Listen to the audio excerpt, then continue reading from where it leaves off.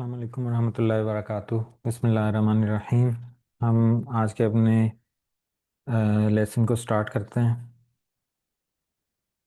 پچھلے لیسن میں ہم سورہ النساء کی آیت نمبر 126 تک پہنچ گئے تھے، اور پچھلی لیسن میں ہم نے بہت سارے امپورٹنٹ ٹاپکس کو کور کیا تھا۔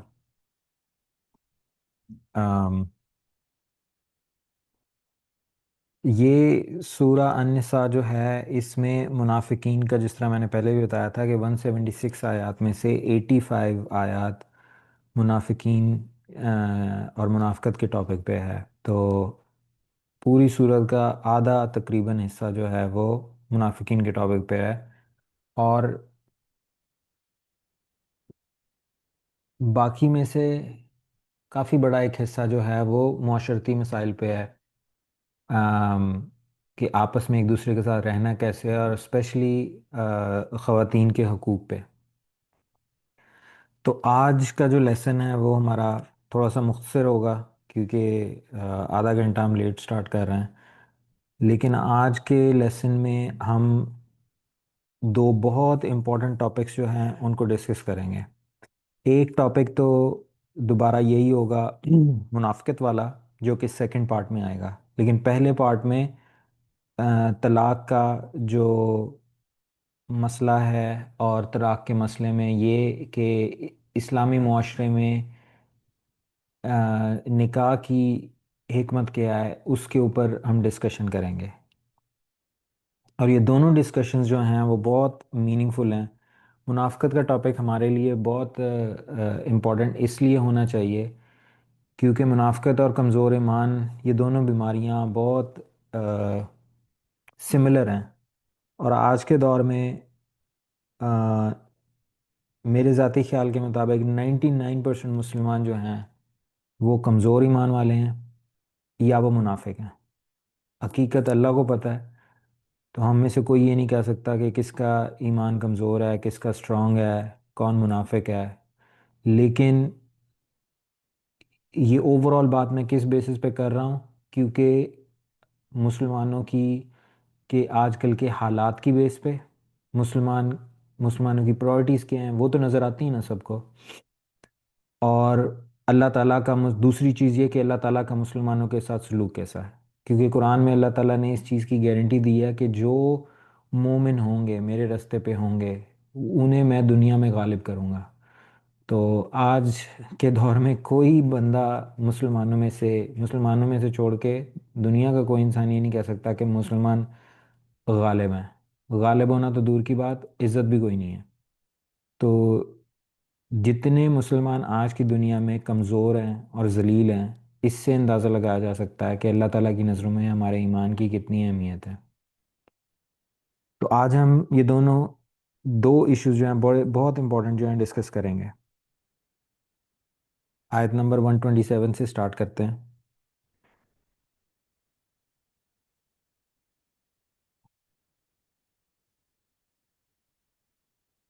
وَيَسْتَفْتُونَكَ فِي النِّسَاءِ، اے نبی صلی اللہ علیہ وسلم، یہ لوگ آپ سے عورتوں کے بارے میں فتویٰ پوچھتے ہیں۔ اب یہ اصل میں اس سورہ کے شروع کی جو آیات ہم نے پڑھی تھی، اسپیشلی آیت نمبر 3 جو ہے، اس میں یتیم لڑکیوں کے نکاح کے بارے میں اللہ تعالیٰ نے کچھ احکامات اتارے تھے۔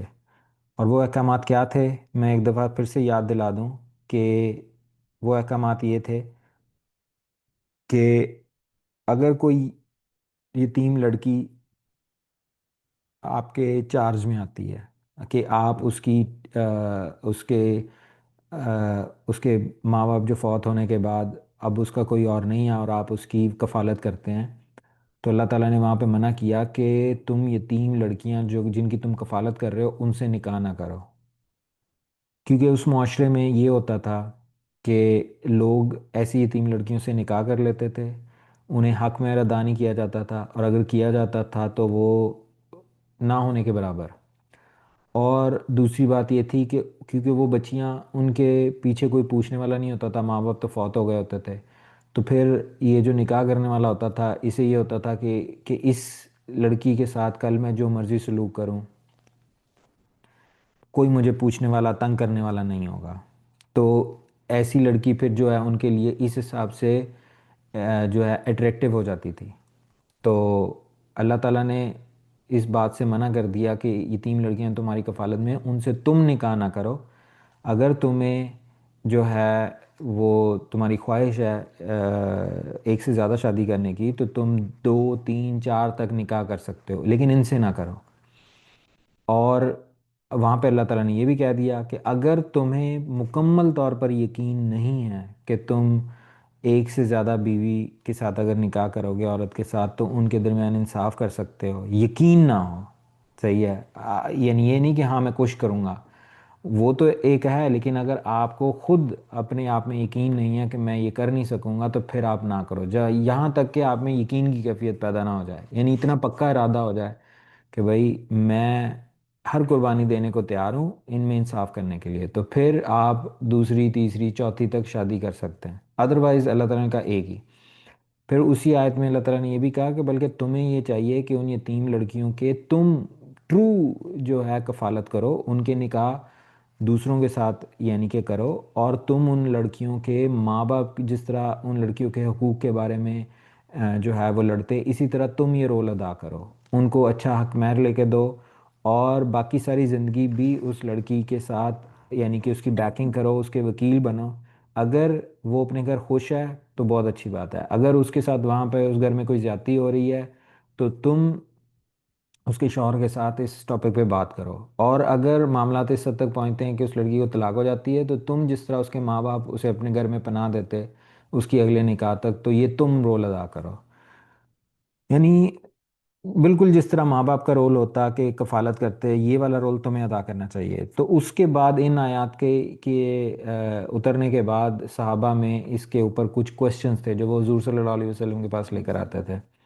تو ان کوشچنس کا جواب اللہ تعالیٰ اب یہاں پر آ کے دے رہے ہیں. مجھے یہ نہیں پتا کہ یہ آیات جو ہیں وہ ترتیب نزولی کے حساب سے ان آیات کے بعد کتنے عرصے بعد آئی، ایک ہفتے بعد آئی، ایک دن کے بعد آئی ہیں، ایک مہینے کے بعد آئی ہیں.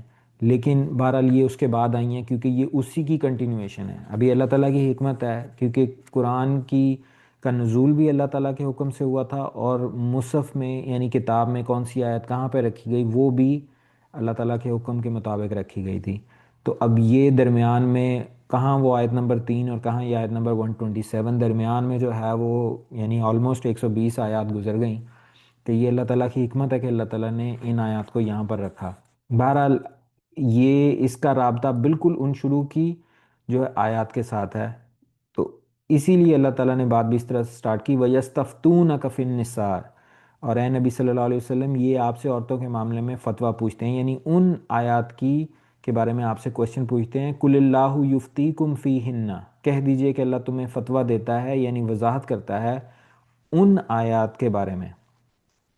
وَمَا يُتْلَى عَلَيْكُمْ فِي الْكِتَابِ فِي يَتَامَى النِّسَاءِ، اور جو تمہیں پہلے سے سنایا جا رہا ہے کتاب میں یتیم لڑکیوں کے بارے میں.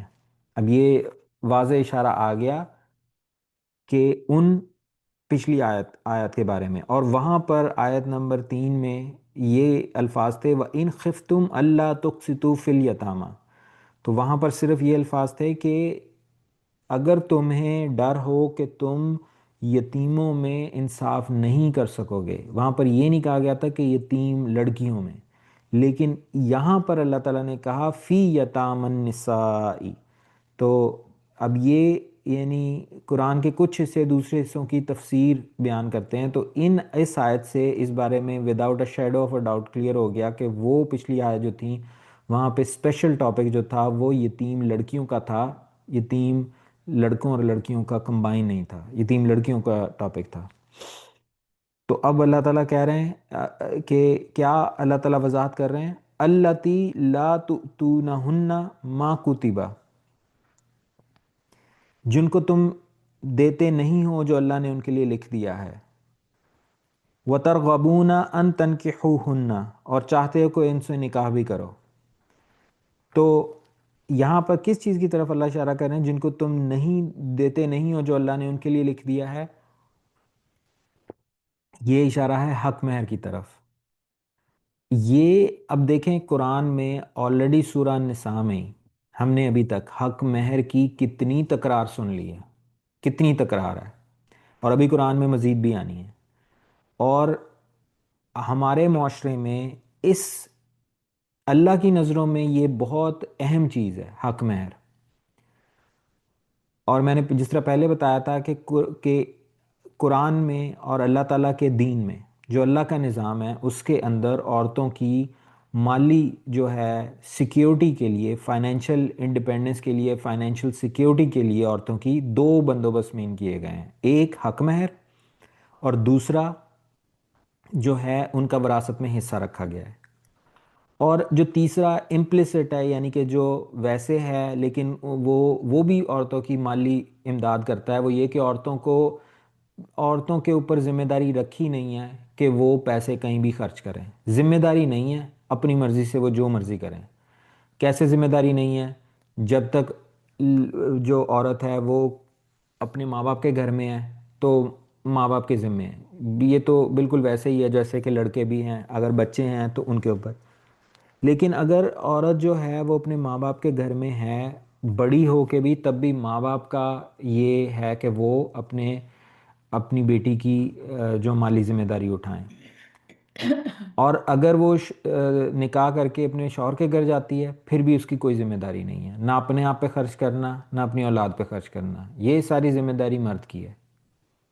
انفارچونیٹلی ہمارے معاشرے میں جو ہے مرد جو ہیں وہ انہوں نے اپنی ذمہ داریاں نہ سمجھی ہیں نہ وہ صحیح طرح اٹھاتے ہیں، اور اس میں بہت زیادہ قصور عورتوں کا خود ہے، ان عورتوں کا جو ان مردوں کی مائیں ہوتی ہیں، کیونکہ بچوں کی تربیت ماں کی نمبر ون ذمہ داری ہے۔ یہ ذہن میں رکھ لیں، جب عورت کی اس اللہ کے نظام میں، اللہ کے دین میں عورت کی سب سے بڑی ذمہ داری پوری زندگی میں وہ ہے اولاد کی تربیت۔ اولاد کی تربیت عورت کا نمبر ون رسپانسبلٹی ہے، اور یہ اتنی امپورٹنٹ رسپانسبلٹی ہے کہ اللہ تعالیٰ نے یہ کہا، اللہ تعالیٰ نے یہ نہیں کہا کہ اپنے ہسبینڈ کا کھانا پکانا، اس کے کپڑے استری کرنا، اس کے کپڑے دھونا، یہ عورت کی نمبر ون رسپانسبلٹی نہیں ہے۔ بچوں کی تربیت نمبر ون رسپانسبلٹی ہے۔ اب اس رسپانسبلٹی کا مطلب کیا ہے؟ اس کا مطلب یہ ہے کہ عورت نمبر ون پرائورٹی کا مطلب یہ ہے عورت باقی سارے کام اس کے بعد کرے۔ عورت جو ہے وہ اپنے ہسبینڈ کے کام کرنا چاہتی ہے، بچوں کی تربیت میں خلل نہ آئے، وہ نمبر دو ہے۔ عورت اپنے سسرال کے لیے کھانے بنانا چاہتی ہے، وہ بچوں کی تربیت کے بعد ہے، اور عورت کی اور اپنے شوہر کی جو ہے اس کا خیال رکھنے کے بعد ہے، یعنی تیسرے نمبر پہ ہے، یا تیسرے سے بھی نیچے کہیں۔ اگر عورت اس کے گھر مہمان آتے ہیں، ہسبینڈ کا خاندان بہت بڑا ہے، یہ عورت کی رسپانسبلٹی نہیں ہے۔ عورت اگر کرتی ہے یہ اس کا احسان ہے، اور اخلاقاً اسے کرنا چاہیے، لیکن اس چیز کی بھی لمٹ ہے۔ اگر گھر کے اندر ہر وقت ہی مہمان گھسا ہوا ہے تو یہ کوئی طریقہ نہیں ہے۔ یہ ساری ذمہ داری ہے شوہر کی، اس کو اپنے خاندان والوں کی جو ہے آؤ بگت کرنی ہے، 100 دفعہ کرے، صحیح ہے، وہ اتنے پیسے کمائے، وہ کوک رکھے، وہ سبھی کچھ کرے، صحیح ہے، لیکن اپنی بیوی کو نوکروں کی طرح ٹریٹ نہ کرے، ٹھیک ہے۔ اگر اس کی بیوی کرتی ہے تو یہ اس کا احسان ہے، لیکن عورت کی یہ شوہر سمجھنے کی، یعنی یہ شوہروں کو سمجھنا چاہیے ہمارے معاشرے میں مردوں کو، کہ عورت کی اللہ تعالیٰ جو آپ عورت کو کہو گے، اپنی بیوی کو کہو گے کہ بھئی یہ کرو اور وہ نہ کرو، آپ کی بات اس کے لیے بعد میں، اللہ کا حکم پہلے۔ اور اللہ نے جب کہہ دیا کہ بچوں کی تربیت نمبر ون ہے تو پھر آپ اس چیز کو ختم نہیں کر سکتے۔ تو اور بچے ویسے بھی آپ کے ہیں، تو خود عقل کے ناخن مرد لے اور اپنی بیوی کو بچوں کی تربیت کے لیے ذہنی جو ہے وہ انرجی بھی دے، اور اس کے لیے اتنا ٹائم بھی اس کو دے، صحیح ہے۔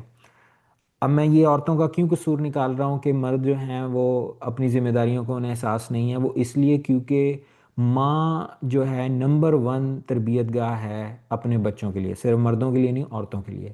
اور ہماری مائیں اپنے بیٹوں کو بالکل نہیں یہ سکھاتی، I'm sorry to say this، لیکن وہ اپنے بچوں کو بالکل نہیں یہ سکھاتی کہ اللہ کا تعارف نہیں کرواتی، اللہ کے مردوں سے کیا جو ہے وہ تقاضے ہیں وہ بالکل نہیں سکھاتی۔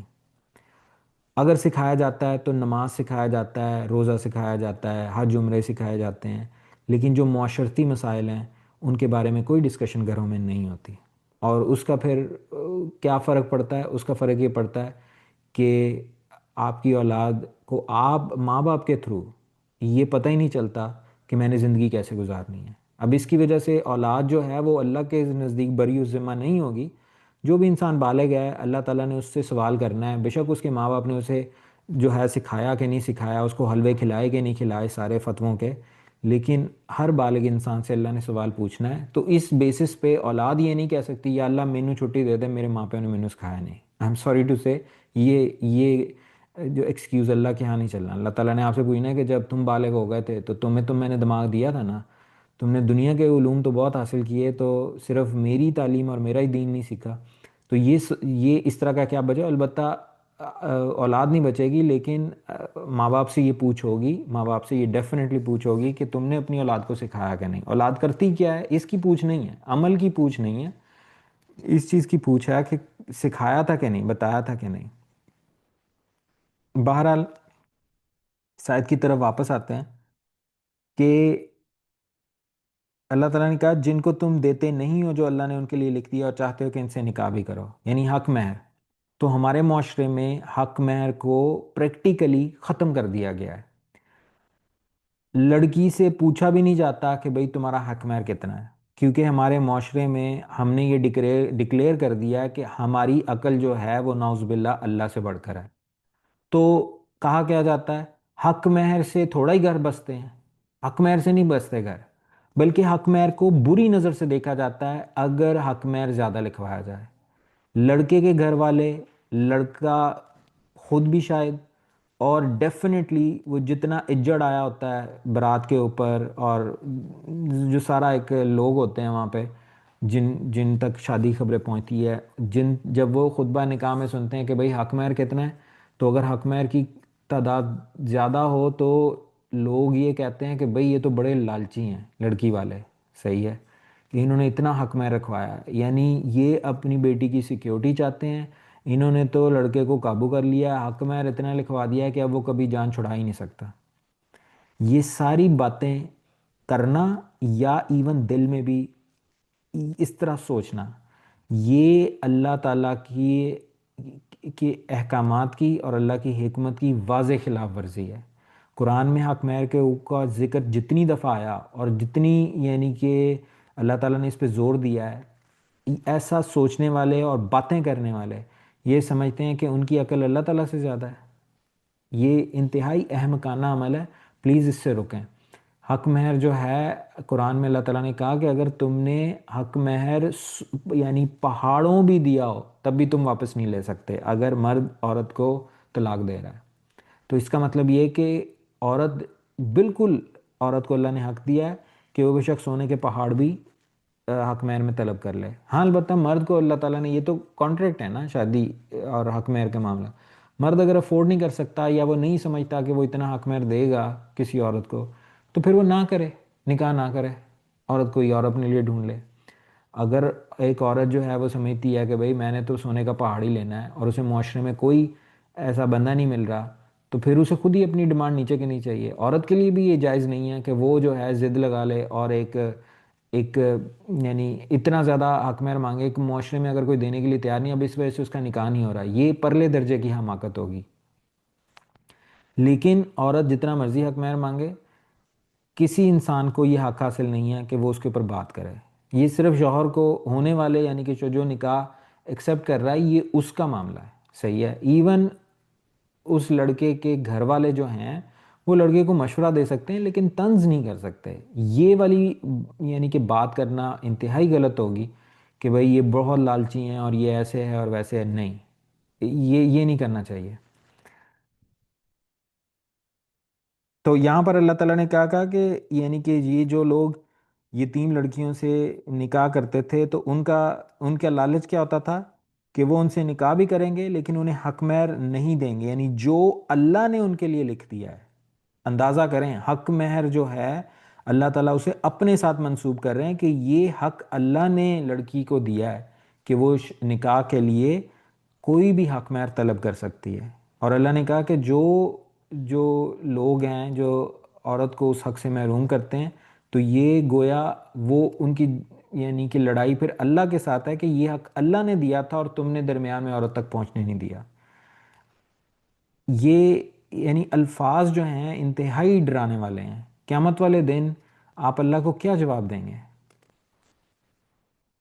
والمستضعفین من الولدان، اور اسی طرح وہ بچے جو کمزور ہیں جن پر ظلم ہوتا ہے۔ اب یہاں پر صرف یتیم لڑکیوں کا ذکر نہیں ہے بلکہ یتیم لڑکوں کا بھی ذکر ہے، لڑکے اور لڑکیاں دونوں، کہ جن پر ظلم ہوتا ہے، یعنی جو کمزور ہیں۔ کمزور کا مطلب کیا ہے کہ وہ ایج میں کم ہے، کہ ان کا وہ عقلی طور پہ وہاں پر نہیں ہے، طاقت جسمانی طاقت کے حساب سے وہاں پر نہیں ہے، لیکن جو ان کا کفیل ہے وہ ان کا مال ہڑپ کر جاتا ہے، ان کی وراثت جو ہے ہڑپ کر جاتا ہے۔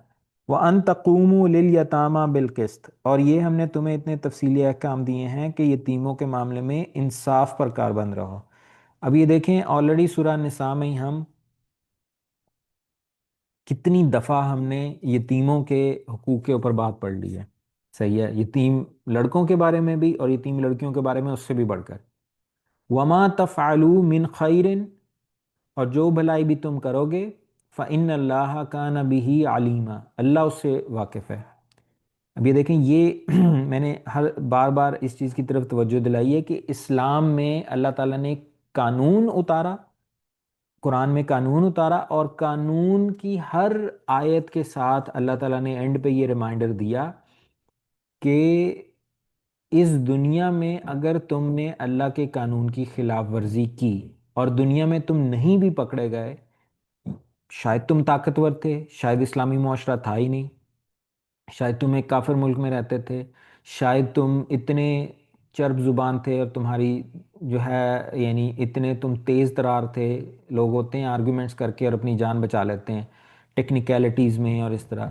تو اللہ تعالیٰ کہہ رہے ہیں کہ میں تمہارے ہر عمل سے باخبر ہوں، یعنی قیامت والے دن تم اس دنیا میں بے شک اپنی طاقت کی بیس پہ یا اپنی عقل اپنی زبان کی بیس پہ بچ جاتے ہو، لیکن اصل میں تمہارا معاملہ جو ہے وہ اللہ کے سامنے پیش ہونا ہے۔ تو اس دنیا میں اگر تم نے عیاشی کر بھی لی کسی کا حق مار کر، تو کتنی دیر جی لو گے؟ 100 سال جی لو گے، اس کے بعد مرنا ہے۔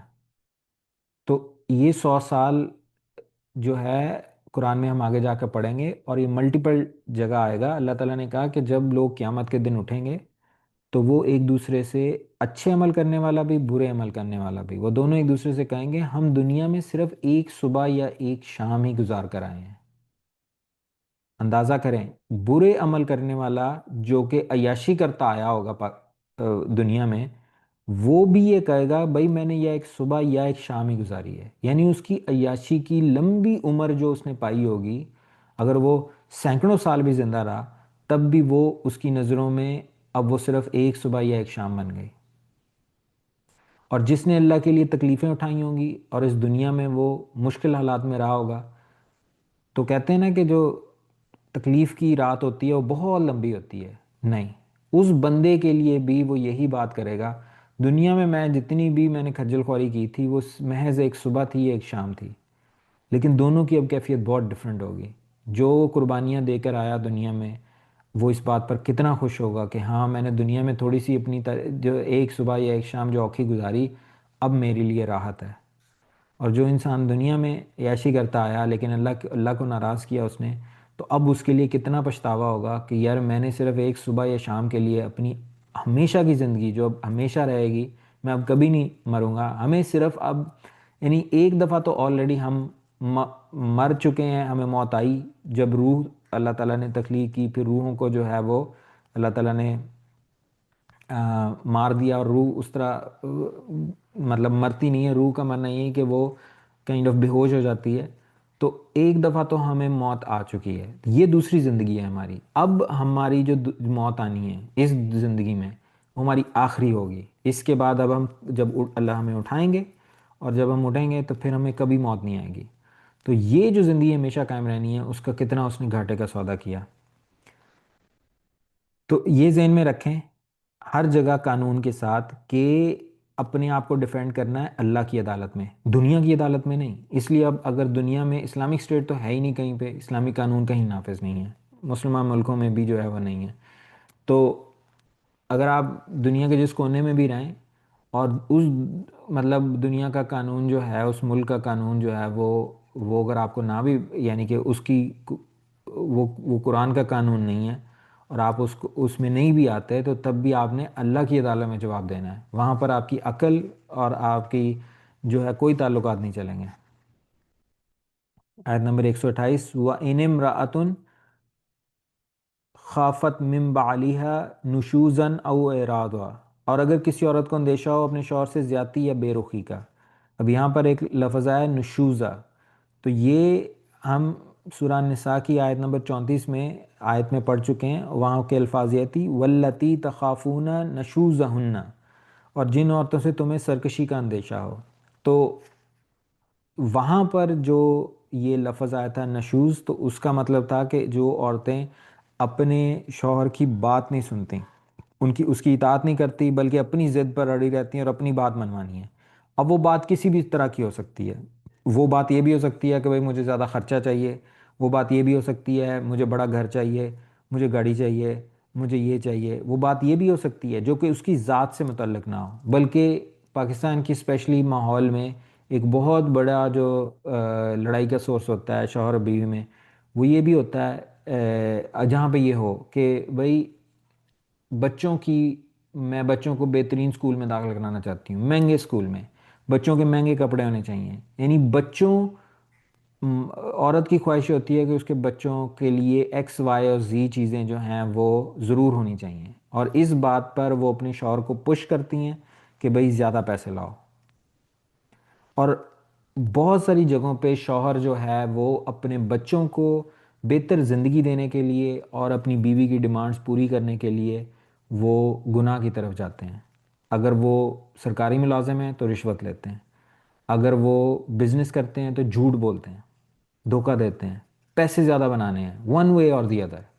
اور اگر یہ دونوں کام نہیں بھی کرتے تب بھی ایک اور بھی حماقت ہے، اور وہ یہ کہ جہاں پہ کام 8 گھنٹے کرتے تھے تو اب وہ کہیں گے 12 گھنٹے کروں گا کیونکہ مجھے زیادہ پیسے بنانے ہیں۔ اب وہ حرام کی طرف نہیں گیا، لیکن اس نے اپنی ٹائم کی انویسٹمنٹ زیادہ کر دی۔ یہ بھی گمراہی ہے۔ کیوں گمراہی ہے؟ کیونکہ یہ جو ٹائم ایکسٹرا آپ نے 4 گھنٹے یا 6 گھنٹے ہر دن کے اپنے بزنس کو یا اپنی جاب کو دے رہے ہیں، وہ کدھر سے آ رہے ہیں؟ آپ کے لیے دن ابھی بھی 24 گھنٹے کا ہی ہے، وہ ٹائم اصل میں آپ اللہ تعالیٰ سے لے رہے ہیں اور اپنی فیملی سے لے رہے ہیں، یعنی اسی ٹائم کو بجائے اس کے کہ آپ دین کے اوپر لگائیں، خود قرآن سمجھیں، دوسروں کو سمجھائیں، لوگوں کو اللہ کی طرف بلائیں، کوئی آرگنائزیشن بنائیں اور اللہ کے دین کا کوئی کام کریں، اللہ کے دین کو قائم کرنے کی کوشش کریں۔ اب وہی والا ٹائم جب آپ نے اپنے بزنس میں جاب میں دے دیا تو اب آپ کے پاس ٹائم نہیں بچا۔ اور ایسے لوگ بھی ہیں جو اپنی جاب اور اپنے بزنس میں اتنا ٹائم لگاتے ہیں کہ ان کے پاس اپنے بچوں کے لیے بھی ٹائم نہیں ہوتا، اپنی وائف کے لیے بھی ٹائم نہیں ہوتا۔ پیسے بنانے کی مشین ہے، صحیح ہے، پیسے بنانے کی مشین ہے، اور ان کی لائف میں اپنی فیملی کے لیے ٹائم نہیں ہے۔ فیملی کے لیے ٹائم یہ نہیں ہوتا کہ آپ جو ہے بھاگتے ہوئے آفس یا جاب پہ درمیان میں 15 منٹ جو ہے وہ اپنے فیملی کے ساتھ گزار لیے، آدھے گھنٹے گزار لیے، نہیں، بلکہ آپ کے پاس اتنا یعنی ٹائم ہونے کا مطلب یہ کہ ذہن بھی آپ کا اتنا تھکا ہوا نہ ہو کہ آپ بالکل ایگزاسٹڈ ہوں، اپنے بچوں کے ساتھ جو ہے لمبے عرصے کے لیے بیٹھیں، یعنی گھنٹہ، آدھا گھنٹہ، مطلب یہ آپ پہ ڈپینڈ کرتا ہے، گھنٹہ، 1.5 گھنٹہ، 2 گھنٹہ، جبکہ آپ میں ذہنی انرجی بھی اتنی ہو، آپ بچے کی بات سن سکیں۔ بچے کی باتیں بڑوں کے لیے بہت بورنگ ہوتی ہیں، ریپیٹیشن ہوتی ہے اور انتہائی بیسک مسئلے ہوتے ہیں، اور بچوں کو نصیحت کرنا جو ہے وہ ہر وقت انسان کے بس کا روگ نہیں ہوتا۔ لیکن اگر ذہنی طور پہ انسان تھکا ہوا ہے، جسمانی طور پہ تھکا ہوا ہے، پھر تو آپ بھول جائیں، پھر تو آپ بچوں کے اوپر سے چڑھائی کریں گے، آپ بچوں کو کوئی پیار سے نصیحت نہیں کر سکیں گے۔ تو ماں باپ عام طور پہ اسپیشلی باپ یہ کام کرتے ہیں، ان کا اپنے بچوں کے ساتھ ریلیشن شپ نہیں ہوتا، لیکن somehow وہ اپنے بچوں سے یہ ایکسپیکٹ کرتے ہیں کہ جو عقل انہوں نے 40 سال زندگی گزار کے سیکھی، وہ ان کے بچے جو ہیں 5 سال کے اور 10 سال کے ہی وہ بچے عقل کے وہ ٹوکرے دوسروں میں بانٹتے پھریں۔ یہ پرلے درجے کی حماقت ہے۔ بچہ جو ہے وہ تو اس کے لیے زندگی کے تجربے نہیں ہیں. اگر آپ چاہتے ہیں کہ آپ کا بچہ عقل کے کام کرے تو اپنے آپ سے پوچھیں کہ آپ نے کتنی دفعہ اپنے بچے کو بیٹھ کے پیار سے، صحیح ہے، اس کے اندر یہ فیڈنگ کی ہے. اگر آپ نے فیڈنگ کی ہی نہیں ہے ایک دفعہ اور بچہ غلطیاں کر رہا ہے تو اس میں قصور بچے کا نہیں ہے. بچہ کون سا کسی جگہ اس نے جا کے سیکھا ہے؟ آپ کا کام تھا سکھانا. آپ نے اگر سکھایا ہی نہیں تو پھر وہ جو بچے کے اوپر چڑھائی کرنی ہے وہ اپنے اوپر کریں. بہرحال یہاں پر جو میں ذرا سائڈ ٹریک ہو گیا. یہاں پر جو اللہ تعالیٰ کہہ رہے ہیں کہ اگر کسی عورت کو اندیشہ ہو اپنے شوہر سے زیادتی یا بے رخی کا، تو میں نے کہا کہ وہاں پچھلی آیت میں، آیت نمبر 34 میں، اللہ تعالیٰ نے کہا تھا جن عورتوں سے تمہیں سرکشی کا اندیشہ ہو، یعنی عورت جو ہے وہ شوہر کی اطاعت نہیں کر رہی. تو یہاں پر اب وہ اس کا میرر امیج ہے کہ اگر کسی عورت کو یہ ہو کہ بھئی شوہر میرے ساتھ زیادتی یا بے رخی کرے گا. اب یہاں پر زیادتی اور بے رخی دونوں لفظ علیحدہ ہیں. زیادتی کیا ہے؟ کہ شوہر جو ہے اپنی بیوی کے حقوق ادا نہیں کر رہا. ٹھیک ہے، اب حقوق ادا کرنے میں شوہر کے کیا جو رسپانسبلٹیز ہیں جو کہ اس نے اپنی بیوی کے کرنے ہیں. اپنی بیوی کے سب سے بڑی رسپانسبلٹی، شوہر کی سب سے بڑی رسپانسبلٹی بیوی کے لیے وہ یہ ہے کہ وہ بیوی کو سیکیورٹی دے. اور سیکیورٹی از ناٹ جسٹ کہ اس کی عزت کی حفاظت کرے، بلکہ اس کو ایک چھت بھی دے. ٹھیک ہے، وہ چھت محل نہیں ہونی چاہیے. یہ بالکل ضروری نہیں ہے کہ اس کا لان بھی ہو، اس کا یہ بھی ہو، اس کا وہ بھی ہو، وہ ذاتی گھر ہو، کرائے کا گھر نہیں. نہیں، اس چھت کی جو کرائٹیریا ہے وہ یہ ہے کہ وہاں پہ عورت کے لیے سکون ہو، عورت کے لیے علیحدگی ہو، عورت کو کے پاس ایک کمرہ ہو، اس کا کچن علیحدہ ہو، اس کا باتھ روم علیحدہ ہو، جس کے اندر، اور یہ لیونگ کوارٹرز میں اسے کہوں گا، اس کے اندر عورت کی مرضی کے بغیر کوئی بندہ نہ آ سکے. کوئی بندہ ایسا نہ ہو، بے شک وہ اس کے ساس سسر ہی ہوں اور باقی سارے تو جو چوتھے محلے کے ہیں، کہ بھئی جو اس کی مرضی کے بغیر آئیں، اور اگر عورت جو ہے وہ اس سے منع کرے تو وہ اس پہ موڈ بھی بنائے اور اس پہ طنز کریں. نہیں، یہ فزیکل سیکیورٹی بھی ہے اور مینٹل سیکیورٹی بھی ہے. شوہر کے لیے یہ لازم ہے کہ وہ اپنی بیوی کو جو ہے وہ یہ سیکیورٹی دے. یہ رائٹ اللہ نے جو ہے عورت کے لیے رکھا ہے. اس رائٹ کو اگر عورت پرسو کرتی ہے تو اس کے بارے میں اس پر کوئی ملامت نہیں ہے. اگر کوئی عورت اپنے شوہر سے یہ ڈیمانڈ کرتی ہے کہ بھئی مجھے علیحدہ جو ہے میری جگہ ہونی چاہیے، محل نہیں مانگ سکتی عورت اپنے شوہر سے، لیکن لیونگ کوارٹرز علیحدہ مانگ سکتی ہے، تو اس میں اس پہ کوئی ملامت نہیں ہے. لیکن انفارچونیٹلی ہمارے معاشرے میں جو ہے اس چیز کو عورت کے اگینسٹ سب سے بڑا چارج بنایا جاتا ہے. اور یہ اتنی ڈیپ روٹڈ بات ہے کہ آج کے دور میں اگر کوئی عورت اپنے شوہر سے یہ ڈیمانڈ کر لے تو شوہر کے سارے گھر والے، اس کا خاندان مریخ تک پھیلا ہوا، اس عورت کو انتہائی یعنی کہ گھٹیا عورت سمجھتے ہیں کہ بھئی اس نے اپنا یہ حق کیوں مانگا، حالانکہ یہ حق اسے اللہ تعالیٰ نے دیا ہے. یہ شوہر کی سب سے پرائم رسپانسبلٹی ہے. تو جو لوگ اس طرح کے یعنی کہ کوئی حق جس کو اللہ نے کسی انسان کو دیا ہے، اگر آپ اس حق کے اوپر اس کی ملامت کریں گے، باتیں کریں گے اور اس کو برا جانیں گے، تو یہ ذہن میں رکھیں کہ یہ آپ اس انسان سے نہیں بلکہ اللہ سے جنگ کر رہے ہیں.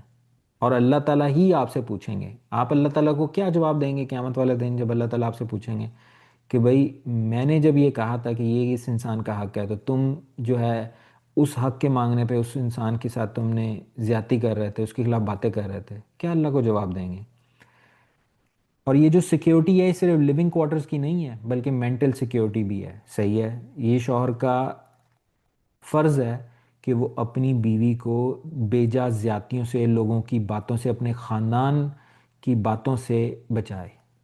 ٹھیک ہے، میں اس چیز کا نہیں کہہ رہا کہ بھئی شوہر اپنی بیوی کو بچائے اور بیوی جو ہے ہر کسی کو جو ہے وہ کیا کیا زیادتی کرتے رہے شوہر کے خاندان کے ساتھ. نہیں، بلکہ میں صرف یہ کہہ رہا ہوں کہ جس طرح شوہر کے اوپر لازم ہے کہ وہ اپنی بیوی کو بچائے، اسی طرح بیوی کو بھی کے اوپر بھی لازم ہے کہ وہ کسی شوہر کے گھر والوں سے کسی خانہ کے ساتھ زیادتی نہ کرے. وہ اپنا رائٹ مانگ سکتی ہے لیکن زیادتی نہیں کر سکتی. شوہر کے کان نہیں بھر سکتی کہ بھئی تم فلانے کے ساتھ یہ کرو، فلانے کے ساتھ یہ کرو.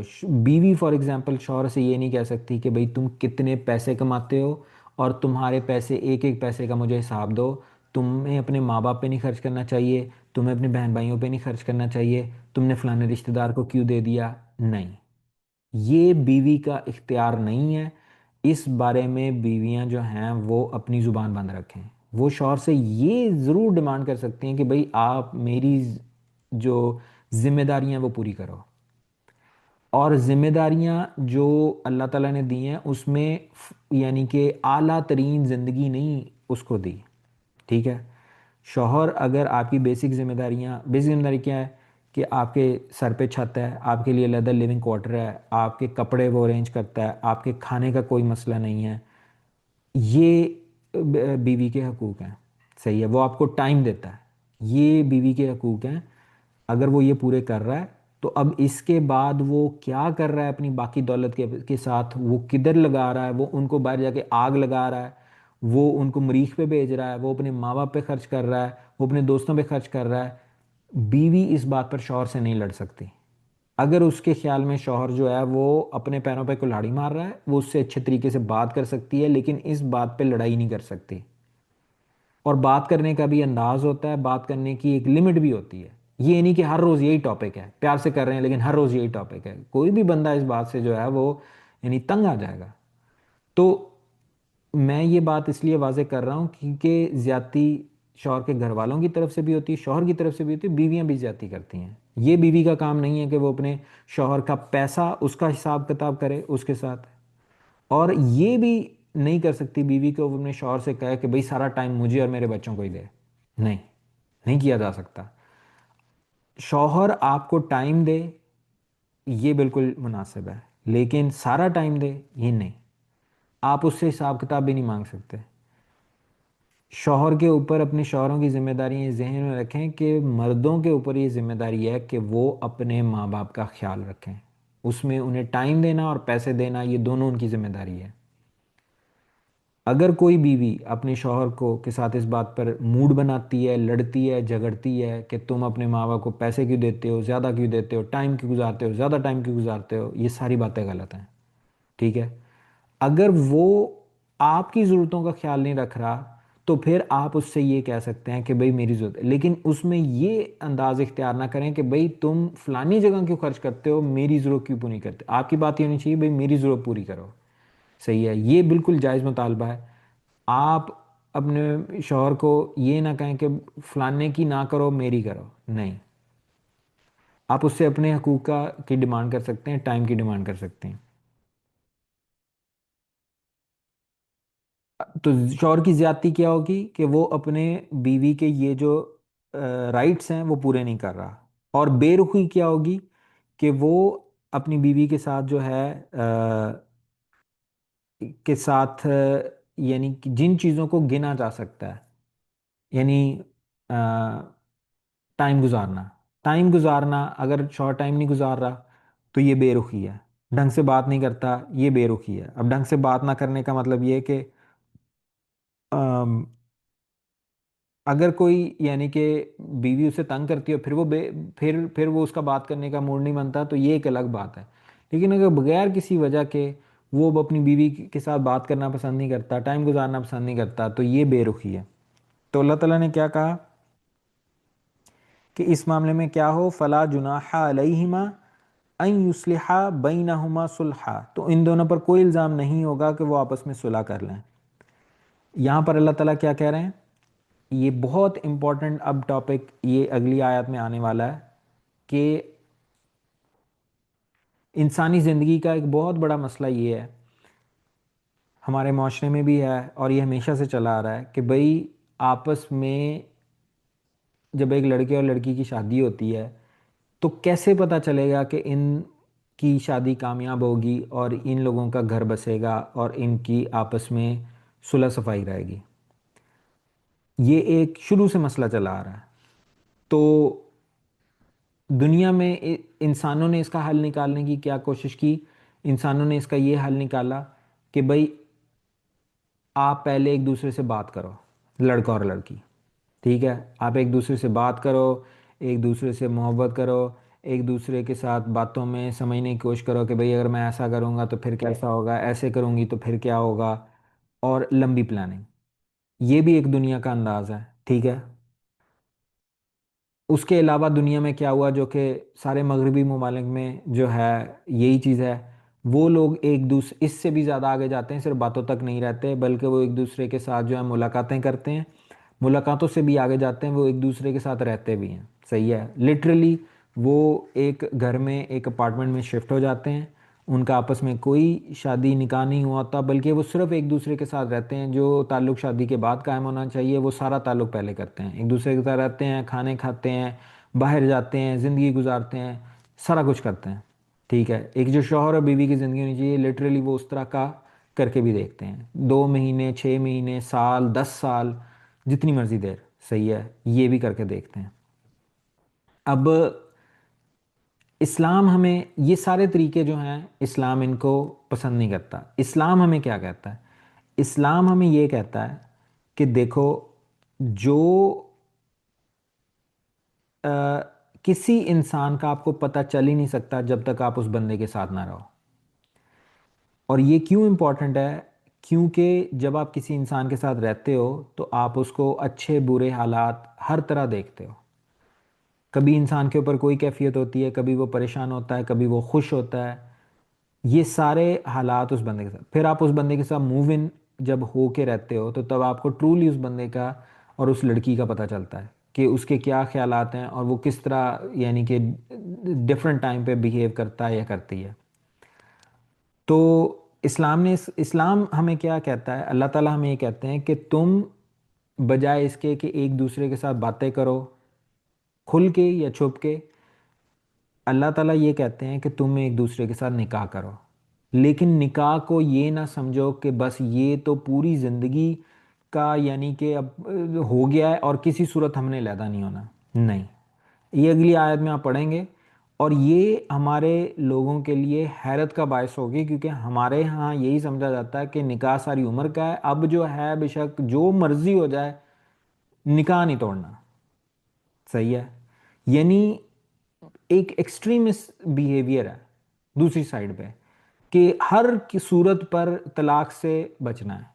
اللہ تعالیٰ کی نظروں میں یہ بات مناسب نہیں ہے، بلکہ اللہ تعالیٰ یہ کہتے ہیں کہ اگر آپس میں پوری کوشش کرو کہ ایک دوسرے کے ساتھ کمپرومائز کرو، جو آتیں نہیں ملتی، ہسبینڈ وائف کے لیے چینج ہو جائے، وائف ہسبینڈ کے لیے چینج ہو جائے، کچھ چیزیں جو ہے وہ اگر نہیں ملتی تو ایک دوسرے کو بریدنگ سپیس بھی دو، صحیح ہے، ان چیزوں کے ساتھ کمپرومائز کر لو، وہ نہیں ہو رہی چینج، لیکن دوسرے کی اچھائیوں پہ فوکس کرو، جو چیزیں وہ آپ کے لیے اچھا کرتا ہے یا کرتی ہے، اور اس طرح گزارا کرنے کی کوشش کرو، صحیح ہے، یعنی ہر طرح اللہ تعالیٰ ہمیں انکریج کرتے ہیں، دیکھنا چاہتے ہیں کہ ہم ایک دوسرے کے ساتھ اچھے طریقے سے چلیں، لیکن اگر آپ اچھے طریقے سے نہیں چل پا رہے، آپ کے مزاج کی نہیں ہے موافقت، آپ کے اندر فنڈامنٹل ڈفرینسز ہیں، تو اللہ تعالیٰ یہ نہیں کہتے کہ somehow میجیکلی تم شادی سے پہلے یہ ڈسکور کر لیتے ہیں، ہمارا معاشرہ یہاں پہ غلطی کرتا ہے کہ بھائی شادی سے پہلے ڈسکور ہوا نہیں، اب ہو رہا ہے، یہ ہونا ہی بعد میں ہی ہے، صحیح ہے، جب آپ ایک دوسرے کے ساتھ ایکچولی رہتے ہو۔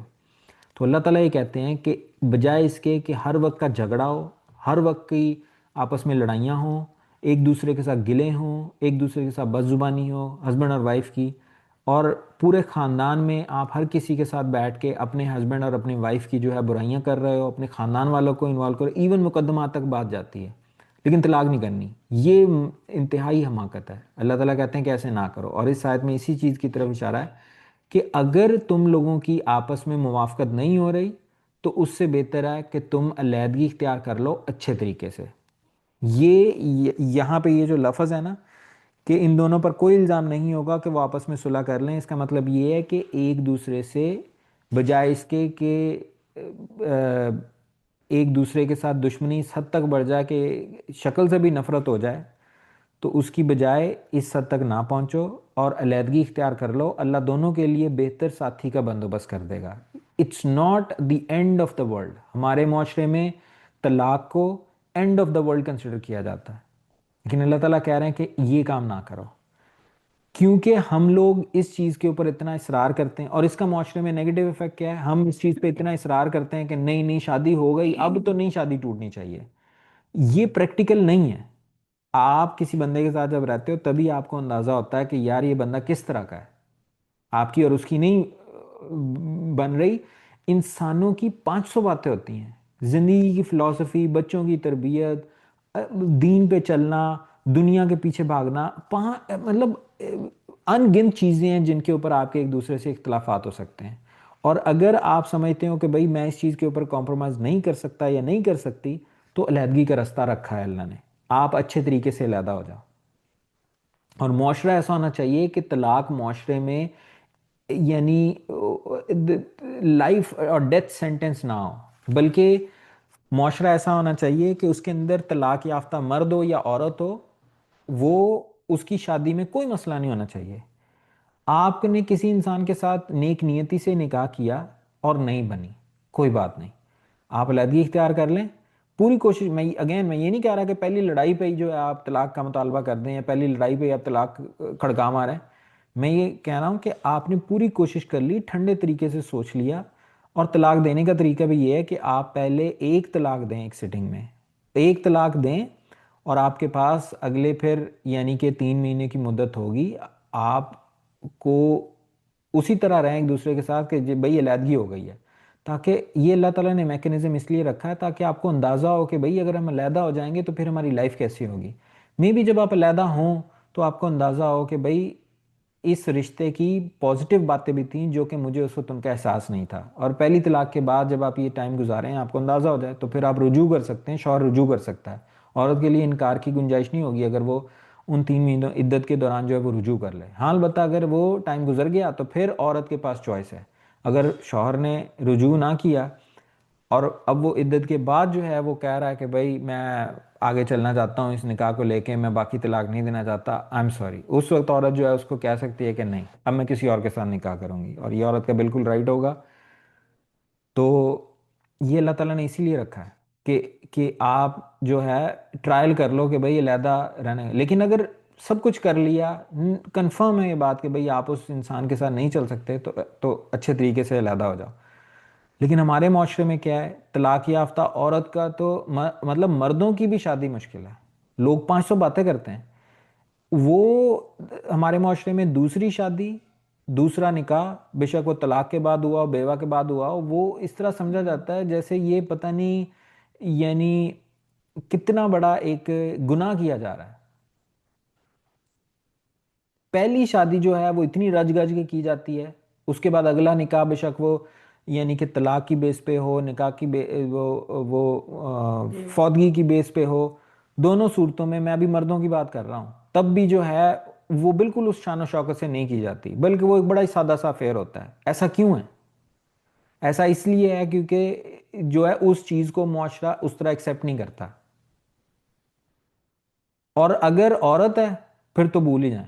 طلاق یافتہ عورت کا تو نکاح ہونا ہمارے معاشرے میں امپاسبل والی بات ہے.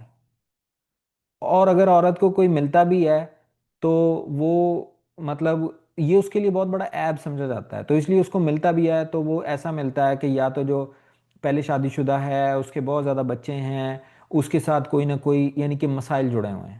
میں پہلے شادی شدہ ہونے کو غلط نہیں کہہ رہا، لیکن میں کہہ رہا ہوں کہ ہمارا معاشرہ اس چیز کو ایک بگ ہینڈی کیپ دیکھتا ہے. وہ یہ سمجھتا ہے کہ بہت بڑا عیب تھا لیکن اس عورت کو اب ایکسیپٹ کرنا پڑے گا کیونکہ یہ طلاق یافتہ ہے. اسی طرح جو بیوہ ہو جاتی ہیں ان کو بھی سملر کمپرومائزز کا سہارا لینا پڑتا ہے. تو یہ اس میں معاشرے کا ہر فرد جو ہے وہ شامل ہے. اسی طرح ہم ایک اور کام ہمارا معاشرہ جو کرتا ہے وہ یہ کرتا ہے کہ شادی کو بہت بڑا ہوا بنایا جاتا ہے، نکاح کو کہ اس کو بہت رج گج کے کرنا ہے. مہندی، برات اور ولیمہ اور انتہائی یعنی کہ پرتکلف کھانا، میرج ہال کی بکنگز، لمبے خرچے. اور ابھی میں یہ ریلیٹیولی سادگی کی بات کر رہا ہوں، لوگ تو پتہ نہیں کیا کچھ کرتے ہیں. جہیز کی صورت میں اتنا لمبا کچھ عورتیں لے کے آتی ہیں، اور ایسے بغیرت مرد بھی ہیں کہ جو اپنے سسرال سے کہہ کے چیزیں مانگتے ہیں. مطلب بےغیرت کا لفظ بھی ایسے مردوں کے لیے میری نظر میں جو ہے کم ہے. یہ مرد کی رسپانسبلٹی ہے کہ اپنی وائف کو پرووائڈ کرے. اللہ تعالیٰ نے یہ نہیں کہا کہ آپ اپنی وائف کو محلوں میں رکھیں، لیکن جتنی آپ کی حیثیت ہے آپ اپنی جیب سے کریں. اپنے گھر میں جو ہے اگر آپ روکی سوکی بھی کھائیں گے تو عزت سے کھائیں گے، آپ کی کوئی انا ہوگی، بجائے اس کے کہ یعنی کہ لڑکی کے گھر والوں سے مانگیے. تو ایسے بندے تو کسی صورت جو ہے ایسے بندے کو کسی کو اپنی بیٹی نہیں دینی چاہیے جو اس حد تک گرا ہوا ہے کہ وہ یعنی کیا کہ مانگ رہا ہے.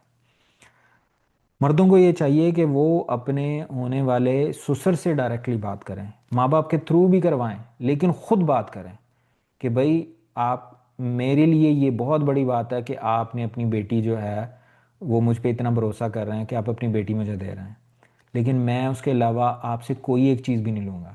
اور یہ ہمیں تکلف میں یہیں کر کے نہ بات کریں، بلکہ دو ٹوک الفاظ میں بات کریں اور آپ انہیں بتائیں کہ بھائی یہ میرے لیے ڈیل بریکر ہے، یہ میری خودداری کے خلاف ہے اور یہ اللہ کے حکم کے خلاف ہے بات. میں یہ یعنی کہ جو بھی پرووائڈ کروں گا میرے پاس جتنا بھی ہے، کم ہے یا زیادہ ہے، میں آپ کی بیٹی کو پرووائڈ کروں گا. کمرے کا فرنیچر، کرسی، بیڈ شیٹ سب کچھ آپ خود ارینج کریں، بیٹی والوں سے نہ لیں. حضور صلی اللہ علیہ وسلم نے جب حضرت فاطمہ کی حضرت علی سے شادی ہوئی تھی تو جو بھی سامان حضرت فاطمہ کو دیا تھا حضور صلی اللہ علیہ وسلم نے نہیں لے کے دیا تھا، حضرت علی سے پیسے لیے تھے. حضرت علی نے کہا یا رسول اللہ میرے پاس تو کچھ نہیں. حضرت علی تو اتنے یعنی کہ وہ تھے، غریب تھے کہ ان کے پاس گھر بھی نہیں تھا. ایک انصاری صحابی نے انہیں ایک کمرہ دیا تھا جس میں حضرت فاطمہ یعنی جو ٹیکنیکلی رخصتی تھی وہ ہو کے یعنی کہ ادھر گئی تھی. حضرت علی کے پاس تو اپنا گھر بھی نہیں تھا. تو حضرت علی نے حضور صلی اللہ علیہ وسلم سے کہا یا رسول اللہ میرے پاس تو کچھ بھی نہیں ہے کہ میں کیا حق مہر دوں گا. تو حضور صلی اللہ علیہ وسلم نے حضرت علی کو کہا تمہاری زرہ ہے، صحیح ہے. حضرت علی کے ذہن میں آیا ہی نہیں تھا زرہ کا خیال، کیونکہ وہ تو جہاد کے لیے تھی. تو حضرت علی نے کہا یا رسول اللہ وہ تو یعنی کہ اللہ کی راہ میں لڑنے کے لیے ہے. تو حضور صلی اللہ علیہ وسلم نے کہا نہیں، تمہیں شادی کا خرچہ برداشت کرنا پڑے گا، تمہیں حق مہر دینا پڑے گا. تو حضرت اس کو جو ہے وہ زرہ کو جو ہے وہ گروی رکھواؤ یا اس کو بیچو. مجھے اب یہ بھول رہا ہے. بہرحال حضرت علی نے پھر مارکیٹ میں لے گئے، حضرت عثمان کو پتہ چلا، حضرت عثمان نے حضرت علی سے لے لی اور اس کے بعد 2 دن کے بعد شادی کے گفٹ کے طور پہ حضرت علی کو واپس کر دی. حضرت عثمان جو تھے وہ پیسے والے تھے، تو ان پیسوں سے جو کہ حضرت علی کھڑے پیر پہ لے کے آئے تھے حضور صلی اللہ علیہ وسلم نے اپنی بیٹی کو وہ جو کھجور کی چھال کا تکیہ بنا کے دیا تھا وہ دیا حضرت علی کے پیسے سے. صحیح ہے، حضرت علی کے پیسے سے انہیں چکی لے کر دی، حضرت علی کے پیسے سے انہیں جائے نماز دیا. اور اگر کوئی اور تھوڑا بہت سامان تھا جس طرح جھاڑو کے بارے میں غالباً ذکر ہوتا ہے وہ بھی حضرت علی کے پیسے سے تھا. یہاں تک کہ جب حضرت علی کا نکاح کیا حضور صلی اللہ علیہ وسلم نے مسجد نبوی میں حضرت فاطمہ کے ساتھ، تو وہاں پر جو لوگ تھے حضور صلی اللہ علیہ وسلم نے انہیں کھجور سے بنا ہوا شربت پلایا تھا. وہ شربت بھی حضرت علی کے پیسے سے لیا گیا. حضور صلی اللہ علیہ وسلم نے زیرو خرچہ کیا، زیرو زیرو زیرو، ایک بیٹی کے فادر کے طور پر. اور حضور صلی اللہ علیہ وسلم یونیک پوزیشن میں تھے کیونکہ حضرت علی کے جو تھے کہہ لیں والی بھی حضور صلی اللہ علیہ وسلم ہی تھے. اس لیے حضور صلی اللہ علیہ وسلم نے یعنی کہ حضرت علی سے لیکن کیا کہ پیسے لیے تھے. صحیح ہے کہ تم نے یہ خرچہ کرنا ہے. اگر شاید آپ لوگوں کو یاد آیا کہ نہیں، لیکن حضور صلی اللہ علیہ وسلم نے حضرت علی کو اپنے چچا ان سے جو ہے وہ لیا ہوا تھا کہ میں اس کی کفالت کروں گا، کیونکہ حضور صلی اللہ علیہ وسلم کے چچا جو تھے وہ بہت غریب تھے. وہ بنو ہاشم کے سردار تھے لیکن غریب تھے. تو حضور صلی اللہ علیہ وسلم نے اس لیے لیا تھا. تو حضرت علی حضور صلی اللہ علیہ وسلم کے پاس ہی شروع سے رہے تھے. اور یعنی جب آپ خود سوچ سکتے ہیں کہ جب یہ اس طرح کی کیفیت ہو، وہ حضرت خدیجہ حضور صلی اللہ علیہ وسلم کے ساتھ رہتے تھے، تو آبویسلی حضرت علی کے لیے حضور صلی اللہ علیہ وسلم اس حیثیت میں جو ہے فادر کی حیثیت رکھتے تھے. تو اس لیے حضور صلی اللہ علیہ وسلم نے کیا تھا. ہمارے معاشرے میں یہ سب سے بڑی رسپانسبلٹی جو شادی کر رہا ہے مرد اس کو چاہیے. میں یہ بار بار یہ کہوں گا، شادی کرنے والا اپنے آپ کو ذہنی طور پہ بچوں کی جو ذہنی کیفیت ہے اس سے نکال لے. پنجابی میں کہوں گا ہوں چوچے نہیں رہے، ویاہ ہون لگا وا، ہمت کریں اور چیزوں کو اپنے کنٹرول میں لیں. یہ تمہاری شادی ہے, تمہارے ماں باپ نے ارینج کی ہوگی, لیکن now you are becoming a man of your house. You need to take this responsibility. تم نہیں لوگے تو اللہ نے تو تم سے حساب لینا ہی لینا ہے. دس از اے بگ ریسپانسبلٹی. جو مرد ہیں اللہ تعالیٰ نے سب سے زیادہ رگڑا مردوں کو چڑھایا ہے, ریوارڈ بھی بہت زیادہ ہے, لیکن سب سے اس حساب سے سب سے زیادہ ذمہ داری مردوں پر ہے. ایسے ہی قوامون نہیں آپ بنے, گھر کے سربراہ ایسے ہی نہیں بنو گے, اس طرح بنو گے جب آپ ذمہ داری اٹھاؤ گے. تو یہ برڈن ہے. اللہ تعالیٰ جہاں پہ آپ کو کوئی عہدہ دیتے ہیں, دنیا میں بھی یہی اصول ہے, اگر آپ کو عہدہ ملے گا رسپانسبلٹی بھی بڑھے گی. تو اسی طرح اللہ نے گھر کا سربراہ ہونے کا جو عہدہ دیا ہے اس کے ساتھ رسپانسبلٹیز ہیں. آپ یہ بات کریں, اول تو آپ بارات لے کے ہی نہ جائیں, کیونکہ یہ ہندوانہ رسم ہے, اس کا اسلام سے دور دور تک کوئی تعلق نہیں. ہاں البتہ آپ اپنے ساتھ اپنے گھر والوں کو, رشتہ داروں کو لے کے جاتے, بے شک وہ 10 بندے ہوں, 50 ہوں, 100 ہوں. اگر آپ 1 کروڑ بندہ بھی لے کے جا رہے ہو نا, اس کا خرچہ خود دو. میرج ہال وہاں پہ لڑکی والے نہ ارینج کریں, آپ ارینج کرو. کھانے کا بندوبست آپ خود کرو. کیونکہ لوگ یہ بحث کرتے ہیں کہ حضور صلی اللہ علیہ وسلم نے حضرت علی اور حضرت فاطمہ کی نکاح پہ مسجد نبوی میں آئے لوگوں کو شربت پلایا تھا. سو دس از دا بیسس ٹو لوگوں کو کھلانے پلانے کا. ٹھیک ہے, لیکن حضرت علی نے خرچہ کیا تھا اس کا, حضور صلی اللہ علیہ وسلم نے نہیں کیا تھا. جو حضرت فاطمہ لے کے آئی تھی وہ حضرت علی کے پیسوں سے لیا گیا تھا. تو یہ آپ کر لو, یہ کرو پھر.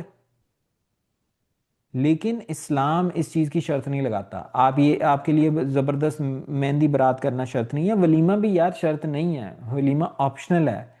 اگر آپ نہیں بھی کرو گے, پوری عمر گزر گئی, بڈھے ہو کے مر بھی گئے, تب بھی ولیمہ نہیں کیا, اللہ کی قسم یہ اللہ تعالیٰ آپ سے نہیں پوچھیں گے, یہ فرض نہیں ہے, سنت ہے. سنت ہے. اور ولیمہ ضروری نہیں ہے کہ آپ رج گج کے کریں. حضور صلی اللہ علیہ وسلم نے ایسا ولیمہ بھی کیا کہ پورے مدینہ کے لوگوں کو کھانا کھلایا, اور ایسا ولیمہ بھی کیا کہ سب کو کہا کہ اپنا کھانا ساتھ لے کے آنا. امیجن کریں پاکستان کے معاشرے میں فار ایگزامپل, یا مسلمان دنیا کے کسی بھی حصے میں ہوں, وہ اگر انوائٹ کریں ولیمے پہ اپنے, اور کارڈ پہ لکھا ہو اپنا کھانا ساتھ لے کے آنا. اللہ اکبر. جانا تو دور کی بات ہے, وہ بندہ تو اخباروں میں خبریں لگیں گی اس بندے کے خلاف کہ یہ دیکھو یہ کیا کر رہا ہے, یہ اتنا بغیر ہے, تو پتہ نہیں کیا کیا باتیں ہوں گی. لیکن عزت کا معیار وہی ہے جو کہ اللہ کی نظروں میں ہے, اور جو ہمارے نبی صلی اللہ علیہ وسلم نے کیا. تو جو کام ہمارے نبی نے کیا, سب سے انسانوں میں کوئی عزت دار ہمارے نبی صلی اللہ علیہ وسلم سے زیادہ نہیں ہے, کوئی ان سے زیادہ عقل مند نہیں ہے, کوئی غیرت مند نہیں ہے. تو جو کام ہمارے نبی نے کیا وہ بے عزتی کا کام ہو ہی نہیں سکتا. تو اس لیے یہ شادی کے ان مسائل کو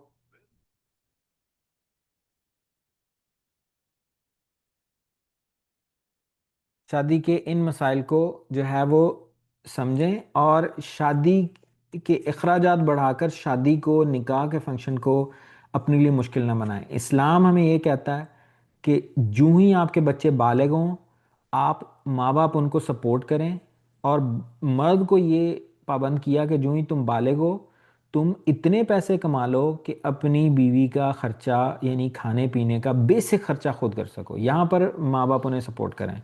بہرحال بے شک 14 پہ شادی نہ ہو, کوشش کریں 18 پہ ہو جائے, 20 پہ ہو جائے, جلد سے جلد ہو جائے. یہ اسکولوں کے اتنے لمبے چوڑے چکر, ہر بچہ جو ہے وہ سائنسدان نہیں ہوتا, ہر بچہ پڑھنے والا نہیں ہوتا. ہر بچے کو زبردستی اسکولوں میں اتنی لمبی پڑھائیاں جن کی کوئی سینس نہیں بنتی وہ نہ کرائیں. اسکول میں بہت ٹائم ضائع ہوتا ہے, اسکولوں کالجوں میں لوگ 16 سال پڑھ کے, میں نے خود پڑھا ہے, اسی وجہ سے کہہ رہا ہوں, اتنی لمبی پڑھائیاں کرنے کے بعد اینڈ پہ یہ علم کا حصول نہیں ہوتا, یہ ایک بزنس انویسٹمنٹ ہے. اینڈ پہ یہی ہوتا ہے کہ بھئی آپ کو جاب مل جائے گی یا آپ کوئی کام کر سکو گے. تو اگر آپ کا بچہ جو ہے وہ پڑھائی کی طرف نہیں ہے, لیکن آپ اس کا دیکھیں بزنس میں ٹیلنٹ ہو, اس کو جلد سے جلد لگائیں. بہرحال شادی جلدی کریں, سادگی سے کریں, شادی میں لمبے چوڑے کلابے نہ باندھیں. آپ جتنی مرضی پلاننگ کر لیں, جتنی مرضی ارینج میرجیں کر لیں, آپ کو کوئی پتہ نہیں ہے کہ ان دونوں کی موافقت ہوگی کہ نہیں, وہ شادی کے بعد ہی پتہ چلے گا. And it's perfectly fine.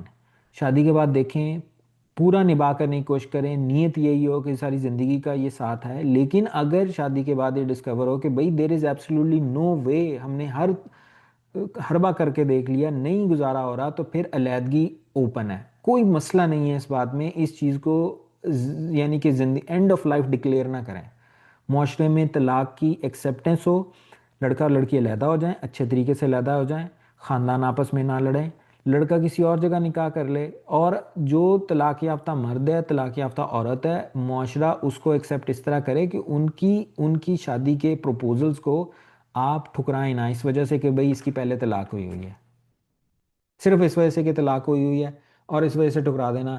میری بیٹی کے لیے تو کوئی طلاق یافتہ مرد میں بالکل قبول نہیں کروں گا، یہ جو ہے والی بات غلط ہے۔ اسی طرح آپ اپنے بیٹوں کو انکریج کریں کہ وہ کوئی طلاق یافتہ عورت جو ہے اس سے بھی شادی کر لیں، صحیح ہے۔ ضروری نہیں ہے کہ آپ اپنے بیٹے کے لیے جو ہے، اور اس معاملے میں عام طور پہ پیرنٹس اور اسپیشلی مائیں جو ہیں وہ سب سے زیادہ ولنس رول ادا کرتی ہیں۔ اگر کوئی بیٹا اگر ہمارے معاشرے میں غلطی سے کہہ دے گا نا کہ بھئی میں نے اس بیوہ یا طلاق یافتہ سے شادی کرنی ہے، مجھے باپ کے بارے میں تو کوئی پتہ نہیں ہے، لیکن جو ماں ہے نا وہ تو مطلب وہ تو اپنے بیٹے کو وہ سنائیاں کرے گی اور وہ مینے مارے گی اور وہ اس کو تعلق واسطے دے گی کہ یعنی کہ میں امیجن ہی کر سکتا ہوں۔ بہرحال آگے چلتے ہیں۔ وَالصُّلْحُ خَيْرٌ، اور صلح بہرحال بہتر ہے۔ وَأُحْضِرَتِ الْأَنفُسُ الشُّحَّ، البتہ انسانی نفس پر لالچ مسلط رہتا ہے۔ اب یہ صلح کا لفظ یہاں پہ یوز ہو رہا ہے، اصل میں اللہ تعالیٰ اشارہ کر رہے ہیں کہ تم صلح صفائی سے علیحدگی اختیار کر لو، اور یہاں پر اللہ تعالیٰ کیا کہہ رہے ہیں؟ صلح بہتر ہے، بہرحال بہتر ہے۔ اور پھر یہ بات کیوں کی کہ انسانی نفس پر لالچ مسلط رہتا ہے، تو یہ اصل میں اس چیز کی طرف اشارہ ہے کہ اگر جو ہے انسان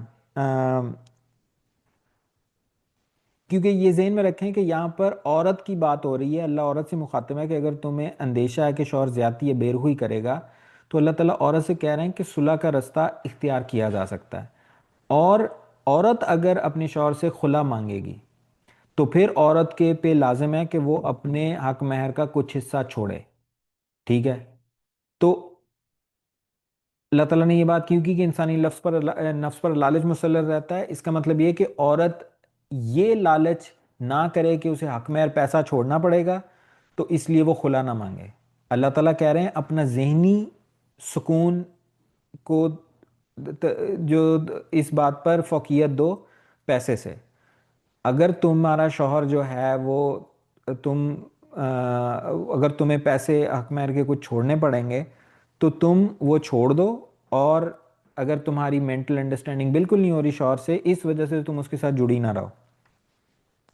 وَإِن تُحْسِنُوا وَتَتَّقُوا، اور اگر تم احسان کرو، اب یہ مردوں کی طرف یعنی کہ مخاطبت ہے، کیونکہ ہم سورہ بقرہ میں یہ پڑھ چکے ہیں کہ عورت اگر خلا مانگے گی تو پھر وہ مہر کا یعنی کچھ حصہ واپس کرے گی، لیکن وہاں پر بھی یہ کہا گیا تھا اور اب یہاں پر دوبارہ اللہ ریپیٹ کر رہے ہیں مردوں سے مخاطب ہو کر کہ اگر تم احسان کرو، یعنی تم عورت سے حق مہر کا کوئی حصہ بھی نہ لو۔ اگر عورت خلا مانگ رہی ہے تو بہترین احسان کا درجہ مرد کے لیے یہ ہے کہ وہ عورت سے حق مہر بالکل بھی 1 روپیہ بھی واپس نہ لے، بلکہ اس کو اگر نہیں موافقت آپس میں بالکل بھی نہیں ہے تو آپ اس کو طلاق دے دو اور اس سے حق مہر واپس نہ لو۔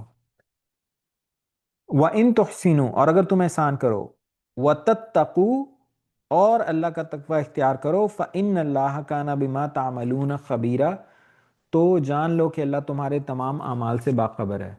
یہاں پر یہ مرد کی مردانگی یہاں پر ہے کہ وہ پیسے کے پیچھے نہ بھاگے، اور وہ عورت کو آلدو اس کا رائٹ ہے کہ وہ حق مہر عورت سے ایک پورشن واپس لے سکتا ہے۔ اب کتنا ہے صحیح ہے، یہ نیگوسیشن ہے، قرآن میں یہ نہیں کہا گیا کہ بھئی کتنا واپس کرنا ہے، 10% واپس کرنا ہے، 50% واپس کرنا ہے، 90% واپس کرنا ہے، نہیں، اس کو اوپن رکھا گیا، آپ نیگوشیٹ کر سکتے ہو، لیکن اللہ نے مرد کو یہ کہا، عورت کو نہیں یہ ترغیب دی، مرد کو ترغیب دی۔ تو وہ قوامیت اور مردانگی یہاں پر دیکھیں، اس لیے میں بار بار کہہ رہا ہوں کہ اللہ تعالیٰ نے مردوں کو یہ پابند کیا ہے، پابند تو نہیں کیا لیکن مردوں کو انکریجمنٹ دی ہے کہ تم یعنی تمہیں اختیار ہے، لیکن تم جو ہے ہر طرف سے شوق ابزارب کرو، عورتوں کے ساتھ بہترین سلوک کرو، عورتوں کی بات سن لو، جہاں پر یہ طلاق کا معاملہ ہے وہاں پہ عورتوں سے حق مہر بھی نہ لو، اللہ تعالیٰ تمہیں اور دے دے گا۔ آیت نمبر 129، وَلَن تَسْتَطِيعُوا أَن تَعْدِلُوا بَيْنَ النِّسَاءِ وَلَوْ حَرَصْتُمْ، اور تمہارے لیے ممکن ہی نہیں ہے کہ تم عورتوں کے درمیان پورا پورا انصاف کر سکو چاہے تم اس کے لیے کتنے ہی حریص ہو۔ اس کا کیا مطلب ہے؟ اس کا مطلب یہ ہے کہ اگر ایک مرد، اس کی ایک سے زیادہ بیویاں ہیں، تو اب پہلے ہی اللہ تعالیٰ نے شرط لگائی ہوئی ہے، ہم سورہ نساء کی شروع والی آیت میں پڑھ چکے ہیں، جو کہ میں بتا چکا ہوں، یاد کروا چکا ہوں، کہ صرف اس صورت میں آپ ایک سے زیادہ نکاح کر سکتے ہو کہ اگر آپ کو پورا یقین ہو کہ آپ ان کے درمیان انصاف کر سکتے ہو۔ اس آیت کے الفاظ یہ تھے فَإِنْ خِفْتُمْ أَلَّا تَعْدِلُوا، اور اگر تمہیں خوف بھی ہو یعنی تمہیں اندیشہ ہو کہ تم ان کے درمیان انصاف نہیں کر سکتے، اللہ تعدلوا فواحدہ، تو پھر تمہارے لیے ایک ہی ہے، ایک سے ہی نکاح کر سکتے ہو۔ ایک بہت بڑی کنڈیشن ہے یہ، یہاں پر یہ نہیں اللہ نے کہا کہ کوشش کرنا، اگر نہ بھی ہوا تو خیر ہے، نہیں، اللہ نے کہا کہ you have to be absolutely sure, certain, تمہیں یہ ڈر نہ ہو۔ ہاں اس کے بعد اگر تم نہ کر سکو تو پھر ایک علیحدہ مسئلہ ہے، لیکن نکاح دوسرا تیسرا چوتھا کرتے وقت you have to be sure, prepared, planned, کہ بھئی آپ ان کے درمیان انصاف کر سکو گے، ادروائز اسٹے ود ون۔ تو یہاں پر اللہ کیا کہہ رہے ہیں کہ تمہارے لیے تو ممکن یعنی اگر تم جتنی مرضی کوشش کر لو تم عورتوں کے درمیان پورا انصاف نہیں کر سکو گے۔ یہ کیوں بات کی؟ وہ اس لیے کیونکہ انصاف صرف کیا جا سکتا ہے ان چیزوں میں جن کو گنا جا سکے، پیسے، ٹائم، اس کو گنا جا سکتا ہے، لیکن آپ کے دل کو کون سی بیوی زیادہ اچھی لگتی ہے، کس کی طرف آپ کا جھکاؤ زیادہ ہے، آپ اس کو کنٹرول نہیں کر سکتے۔ آپ یعنی دل پہ اس طرح کا زور نہیں کوئی کر سکتا۔ آپ کو کوئی کسی کو بندہ زیادہ اچھا لگتا ہے، کسی سے آپ کی مینٹل انڈرسٹینڈنگ یعنی کہ زیادہ ہے، آپ کی موافقت زیادہ ہے، آپ اس کو ٹھیک کرنے کی 100% آپ نہیں کر سکو گے، تو پھر اللہ تعالیٰ نے کیا کہا کہ چاہے تم اس کے لیے کتنے ہی حریص ہو، یعنی جتنی مرضی کوشش کر لو، تمہاری جتنی مرضی کوشش ہو، تمہارے لیے ممکن ہی نہیں ہے کہ تم اپنی ساری بیویوں میں انصاف کر سکو۔ حضور صلی اللہ علیہ وسلم کی 9 جو تھیں ازواج تھیں، یعنی ٹوٹل نکاح 11 ہوئے تھے، لیکن جو تھیں ایک وقت میں میکسیمم ازواج جو زندہ تھیں، جو حضور صلی اللہ علیہ وسلم نے گھر چلا کر دکھائے، 9 گھر تھے۔ حضور صلی اللہ علیہ وسلم سب کے لیے برابر پیسے جو تھے خرچہ دیتے تھے، یہ گنتی تھی، اس میں انصاف تھا۔ اسی طرح حضور صلی اللہ علیہ وسلم ٹائم برابر گزارتے تھے، باقاعدہ ہر رات ایک رات جو تھے باری لگی ہوئی تھی، راؤنڈ رابن، یہ آج رات اس کے پاس، اگلی رات اس کے پاس، اگلی رات اس کے پاس۔ اس کے علاوہ ہر روز حضور صلی اللہ علیہ وسلم رات کو جس کے ساتھ مرضی گزارنا ہوتا تھا، لیکن ہر روز حضور صلی اللہ علیہ وسلم کا تھا کہ حضور صلی اللہ علیہ وسلم نے ہر وائف کے پاس جا کر تھوڑی دیر ان سے پوچھتے تھے حال چال اور ان کی ضرورت کے بارے میں۔ تو عصر اور مغرب کے درمیان حضور صلی اللہ علیہ وسلم کا یہ تھا، عصر سے مغرب کے درمیان جو 1 ڈیڑھ 2 گھنٹے کا ٹائم ہوتا ہے، اس میں حضور صلی اللہ علیہ وسلم راؤنڈ لگاتے تھے، ہر گھر میں جاتے تھے، کچھ دیر گزارتے تھے۔ اب حضور صلی اللہ علیہ وسلم کی جو ازواج مطہرات ہیں جو کہ ہماری مائیں ہیں، تو ان کی آپس میں بہت اچھے تعلقات تھے، لیکن حضور صلی اللہ علیہ وسلم کی ازواج ہونے کے باوجود، صحابیات ہونے کے باوجود، اور اتنی یعنی کہ حضور صلی اللہ علیہ وسلم سے قرب ہونے کے باوجود، قرب کیوں امپورٹنٹ ہے یہاں پر؟ کیونکہ حضور صلی اللہ علیہ وسلم the best of the teachers تھے، رسولوں کے سردار تھے، سید الانبیاء، اس کے باوجود بھی یہ رشتہ ہی ایسا ہے، جو سوکن جو ہوتی ہے ان کے درمیان آپس میں تھوڑی بہت مقابلے بازی اور یہ چیز ہوتی ہے۔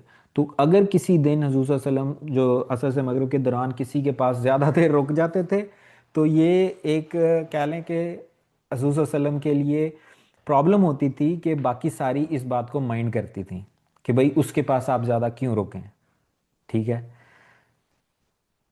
اس یعنی یہ زندگی کے انسانی ایسپیکٹس ہیں، ہمیں ان کو ضرور سٹڈی کرنا چاہیے، کیونکہ انفارچونیٹلی اگر ہم یہ سمجھیں گے کہ بھئی صحابی اور صحابیات جو تھیں ان سے کبھی آج تک ان کو تو ایسے مسئلے ہی نہیں تھے، وہ تو فرشتے تھے، ان میں تو کوئی پرابلم ہی نہیں ہوتی تھی، تو اس میں ہم اپنا سب سے زیادہ نقصان یہ کریں گے کہ ہمیں اپنی زندگی کے لیے گائیڈنس نہیں ملے گی۔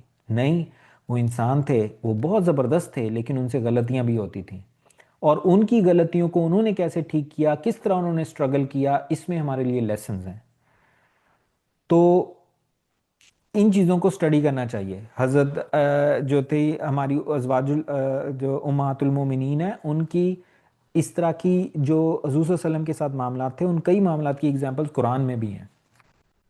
بہرحال حضور صلی اللہ علیہ وسلم اس چیز کا کرتے ہوتے تھے، جو چیزیں گن سکتی تھی ان کا کرتے تھے۔ حضور صلی اللہ علیہ وسلم دعا کیا کرتے تھے اللہ سے کہ اے اللہ میں نے ظاہری چیزوں میں پورا پورا عدل کیا ہے، باقی جہاں تک میرے دل کا میلان کا تعلق ہے، یعنی جہاں تک میرے دل کو جو ہے، تو مجھے امید ہے کہ اس بارے میں تو مجھ سے مواخذہ نہیں کرے گا۔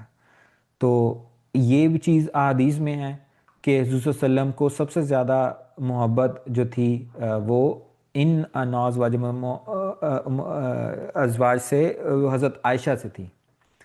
تو یعنی اب اس کا دل کے میلان کا کچھ نہیں کیا جا سکتا، اس پہ زور نہیں ہوتا، تو اللہ تعالیٰ حضور صلی اللہ علیہ وسلم اس بارے میں اللہ تعالیٰ سے دعا کیا کرتے تھے۔ بہرحال اس آیت میں اسی کی طرف اشارہ ہے، فلا تمیلوا کل المیل،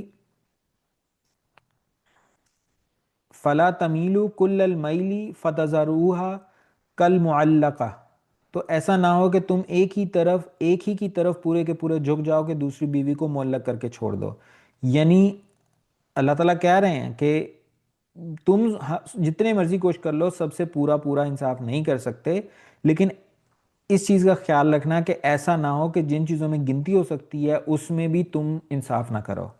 یعنی کسی ایک بیوی کے، آپ نے ایک سے زیادہ شادی کر لی ہے، اب سارے کا سارا آپ کا جو ہے وہ محبت اور توجہ دوسری کی طرف ہی ہے، اور پچھلی کو آپ نے چھوڑ دیا، نہ آپ اس سے بات کرتے ہو، نہ اس کے ساتھ ٹائم گزارتے ہو، نہ اس کی کوئی پوچھ پرتیت ہے، نہ اس کے جذبات کا احساس ہے۔ اگر یہ کرو گے تو یہ اللہ کی نظروں میں غلط ہے۔ وَإِن تُصْلِحُوا وَتَتَّقُوا، اور اگر تم اصلاح کر لو اور تقوی کی روش اختیار کرو، فَإِنَّ اللَّهَ كَانَ غَفُورًا رَحِيمًا، تو اللہ تعالیٰ بھی غفور اور رحیم ہے۔ یعنی اللہ تعالیٰ یہ کہہ رہے ہیں کہ اپنی بیویوں کے درمیان انصاف کرو، جن چیزوں میں اسپیشلی گنتی ہو سکتی ہے اس میں تو ایبسلیوٹلی آپ کو کرنا ہے انصاف۔ تو اب یہ جو اگلی آیت آ رہی ہے، آیات ان میں طلاق کے مسئلے کے اوپر ہے، اور اس کی بہت بڑی ڈسکشن میں آلریڈی کر چکا ہوں کہ اسلام، اللہ تعالیٰ ہمیں شادی کے مسائل میں یہ کہتے ہیں کہ بجائے اس کے کہ تم ایک دوسرے کے ساتھ افیئر چلاؤ یا بغیر نکاح کی ایک دوسرے کے ساتھ رہو، اس سے بہتر یہ ہے کہ آپ نکاح کو آسان بناؤ، نکاح کرو، نکاح کے بعد دیکھو کہ بھئی اگر آپ میں موافقت ہے، آپ اس ایک دوسرے کے ساتھ، یعنی اللہ تعالیٰ شادی کو اس طرح دیکھتے ہیں کہ شادی از لائک اے میلٹنگ پاٹ۔ آپ اپنی وائف کے ساتھ ایک ڈیفرنٹ پرسن کے طور پہ نکاح میں آئے تھے، اب نکاح کے بعد آپ اپنی وائف کے لیے کچھ چینج ہو جائے، کچھ آپ کی وائف آپ کے لیے چینج ہو جائے، کچھ باتیں جو آپ چینج نہیں کر پا رہے ایک دوسرے کی، آپ ان پہ کمپرومائز کر لو، یعنی آپ ان چیزوں کے ساتھ گزارا کرو۔ وہ نئی چیزیں چینج ہو رہی ہیں، آپ کو بری لگتی ہیں، لیکن اللہ کہتے ہیں قرآن میں کہ آپ اس بندے کی، اس بندی کی اچھی چیزوں پر فوکس کرو۔ یعنی اگر اس میں کوئی بری عادت ہے جو آپ کو بری لگتی ہے تو اچھی بھی ہوگی، آپ اس کے اوپر فوکس کرو جب بھی غصہ آئے، ایک دوسرے کے ساتھ نباہ کرنے کی کوشش کرو۔ لیکن اگر نباہ نہیں ہو رہا، ایبسلیوٹلی دیر از نو وے، کوشش کر کے دیکھ لی، کمپرومائز کر کے دیکھ لیا، سمجھا بجھا کے دیکھ لیا، سبھی کچھ کر لیا، سارے جتن کر لیے، تو ایک دوسرے، اب ایسا نہیں ہے کہ رشتہ ختم ہو ہی نہیں سکتا، آپ ایک دوسرے کے ساتھ دشمنی نہ اختیار کرو اور آپ علیحدگی اختیار کر لو، کوئی بات نہیں، یعنی اللہ آپ دونوں کے لیے دوسرے بندوبست کر دے گا۔ یہ اللہ یعنی کہ جہاں پہ گورے پہنچے ہیں نا، صحیح ہے کہ ایک دوسرے کے ساتھ رہ رہے ہیں بغیر نکاح کیے، اللہ تعالیٰ یہ کہہ رہے ہیں کہ یہ کام نہ کرو، لیکن اللہ اکنالج کر رہے ہیں کہ ایک دوسرے کے ساتھ رہے بغیر آپ کو ٹرولی اندازہ نہیں ہو سکتا، تو آپ نکاح کر کے رہو، ٹھیک ہے، اور پوری کوشش کرو کہ گزارا کرو، آپ ایک دوسرے کے ساتھ وفادار ہو، لیکن اگر نہیں ہوتا تو علیحدہ ہو جاؤ۔ تو آیت نمبر 130 میں اللہ تعالیٰ کیا کہتے ہیں، وَإِن يَتَفَرَّقَا يُغْنِ اللَّهُ كُلًّا مِّن سَعَتِهِ، اور اگر وہ میاں بیوی دونوں علیحدہ ہو جائیں گے تو اللہ ان کو اپنی کشادگی سے غنی کر دے گا۔ اب دیکھیں حضور صلی اللہ علیہ وسلم کی حدیث ہے کہ اللہ تعالیٰ کے نزدیک سب سے زیادہ حلال چیزوں میں سے ناپسندیدہ چیز طلاق ہے، لیکن اس آیت میں اللہ تعالیٰ طلاق کی ایسے جیسے ترغیب دے رہے ہیں کہ اگر وہ دونوں میاں بیوی علیحدہ ہو جائیں تو ان کو اللہ اپنی کشادگی سے غنی کر دے گا۔ وہ ایسا اس لیے ہے کہ اگر تمہارا آپس میں گزارا ہو ہی نہیں رہا تو بجائے اس کے کہ آپ ایک عذاب کی کیفیت میں مرد اور جو بیوی ہیں وہ دونوں رہیں، اس سے بہتر یہ ہے کہ آپ اچھے طریقے سے علیحدہ ہو جاؤ۔ اللہ تعالیٰ یہاں پر کہہ رہے ہیں کہ اللہ تعالیٰ تم دونوں کو اس سے بہتر کچھ دے دے گا۔ وَقَانَ اللَّهُ واسعن حکیمہ، اور اللہ بڑی وسعت رکھنے والا، حکمت والا ہے. یعنی اللہ تعالیٰ نے اس دنیا میں اور مرد اور عورتیں بھی بہت پیدا کی ہیں.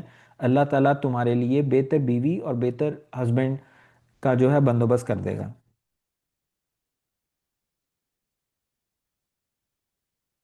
ایک سیکنڈ، مجھے تھوڑا سا پاز کرنا ہوگا یہاں پر. 2-4 منٹ کی بریک لیتے ہیں.